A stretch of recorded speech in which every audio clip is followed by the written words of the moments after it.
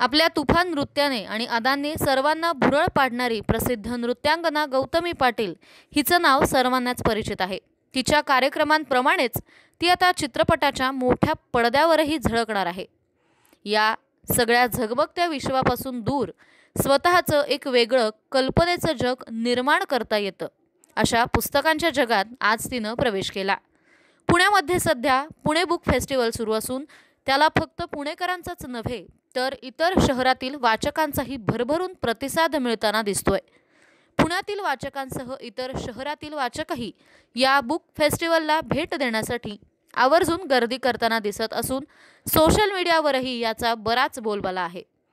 याच बुक फेस्टिवलला चक्क प्रसिद्ध नृत्यांगना गौतमी पाटील हिनं हजेरी लावली।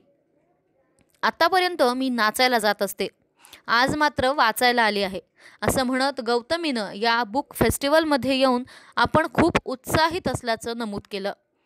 नेहमी डान्स करत असते, आज मात्र मी वाचनासाठी आली आहे।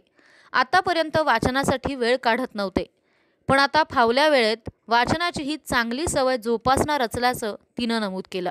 मला ह्या गोष्टीचं खूप छान वाटतंय की नेहमी मी कार्यक्रमाला असते, तुम्ही सर्व बघत असतात की बर्थडेचा कार्यक्रम असला किंवा काही इतर गोष्टींच्या कार्यक्रमाला मी नाचायला जाते, तर मी पहिल्यांदा मला पुस्तक वाचायला बोलवलंय।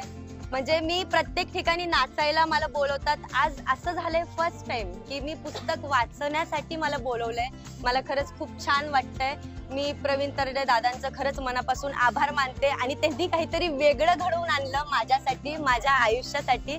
तर सगळ्यांनाच माहिती आहे माझ्या शिक्षणाच्या बाबतीत किंवा काय जास्ती करून पुस्तक वाचण्याची मला संधी मिळालेली नाहीये आतापर्यंत तरी, पण इथून पुढं आज आपल्या पुण्यामध्ये पुस्तक महोत्सव एवढं मोठ्या याच्यात भरलंय आणि ती संधी जी मला मिळाली आज की मी विचार केला की मी कधी पुस्तक वाचत नाही, पण मी हा विचार केला की इथून पुढं मी कार्यक्रमाला जाते, मी गाडीत निवांत असते बसलेली, तो निवांत वेळ मी पुस्तक वाचण्यात घालवल आणि इथून मी पुस्तक नेईल हा मी विचार केला आणि इथून पुढे मी तेच करणार आहे आणि मला तुम्हीच पुस्तक आता निवडून देणार आहेत। छान।